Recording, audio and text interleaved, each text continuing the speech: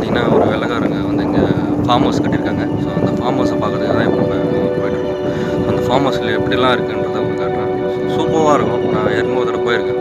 பக்காவாக இருந்தது. அதை உங்களுக்கு காட்டணுன்றதுக்காக தான் அந்த வீடியோ எடுக்க போயிட்டுருக்கேன். ஸோ நம்ம அந்த ஃபார்ம் ஹவுஸ் கிட்ட வந்தாச்சு. இந்த ஃபார்ம் ஹவுஸ் கேட்டு தான்.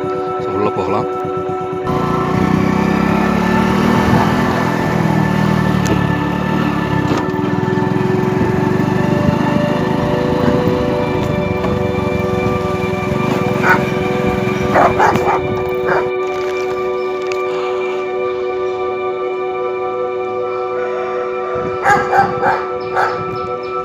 ஃபார்ம் ஹவுஸில் பெருசாக ஒரு டாக் ஒன்று வச்சுருக்காங்க.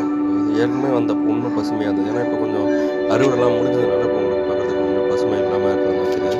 மற்றபடி நல்லா பசுமையாக ஏகப்பட்ட இதெல்லாம் வச்சுருக்காங்க. வெரைட்டிஸ் மரம் நிறையா வச்சுருக்காங்க. இங்கே பார்த்தீங்கன்னா குளம் இருக்குது, மீன் வளர்க்குறது. அதுக்கு மேலே பார்த்தீங்கன்னா தலை மாதிரி அமைச்சு அதுக்கு மேலே வந்து வாத்தெல்லாம் வளர்க்குறாங்க.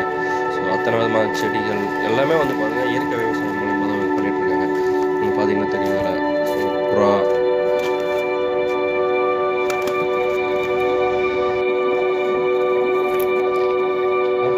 இந்த பொட்டி நம்ம பழைய காலத்தில் நம்ம தாத்தா வீட்டில் இருந்தது பார்த்திங்கன்னா அரிசிலாம் கொட்டி வச்சுருப்பாங்க. ஸோ அந்த காலம் தான் அது, நெல் கொட்டி இருக்கலாம். அங்கே ஒரு தூரத்தில் பார்த்திங்கன்னா உங்களுக்கு கட்டிக்க போகிறோம். இதெல்லாம் பார்த்திங்கன்னா இயற்கை விவசாயத்துக்கான உரத்துக்காக ரெடி பண்ணிட்டு இருக்காங்க. இதெல்லாம் பார்த்திங்கன்னா அந்த மாட்டோட எருவை போட்டு அதுக்கு மேலே அந்த தழை இதெல்லாம் ஒன்றா சேர்த்து அந்த மக்கா வச்சு அதுக்கப்புறமா வந்து செடிகளுக்கு எல்லாத்துக்கும் உரமாக வந்து யூஸ் பண்ணுவாங்க.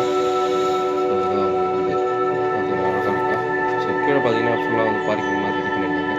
நல்லாவே இருக்கும். ஒரு டைப்பில் வந்து இந்த உரத்தை ரெடி பண்ணி அவங்க யூஸ் பண்ணுறதுக்கு யூஸ் பண்ணுறாங்க.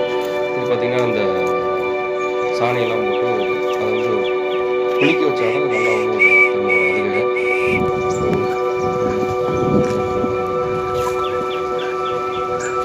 மோட்டார் இருக்குது.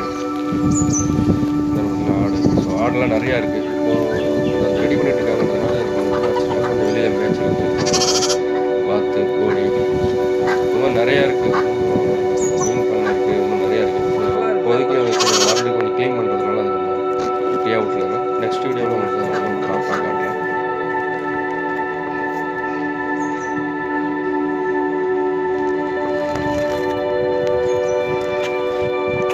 குட்டிலாம் செத்து போயிடுது. நல்ல நாள்லேருந்து இங்கே வந்து இந்த அளவுக்கு ப்ராப்ளம் பண்ணிட்டு இருக்கோம். ஸோ இந்த வீடியோ பிடிச்சிருந்தா நீங்கள் லைக் பண்ணி ஷேர் பண்ணி கமெண்ட் பண்ணுங்கள். மறக்காமல் சப்ஸ்கிரைப் பண்ணுங்கள். ஸோ பக்கத்தில்